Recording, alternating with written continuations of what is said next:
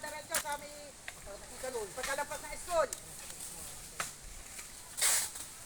Kalsada kami. Basta kami nasa sabing kalsada, pumunta kayo, dumiretso kayo. Pag lakad ng school, diretso ka pa. Oh, kung sila, mga ano ba dito? Ha? Oo.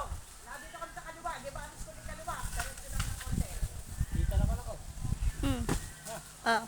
Oo, oo. Nakikita namin kayo. Nandito kami sa sabing kalsada. Nakikita. Nakikita, oo. Ayan. Okay na?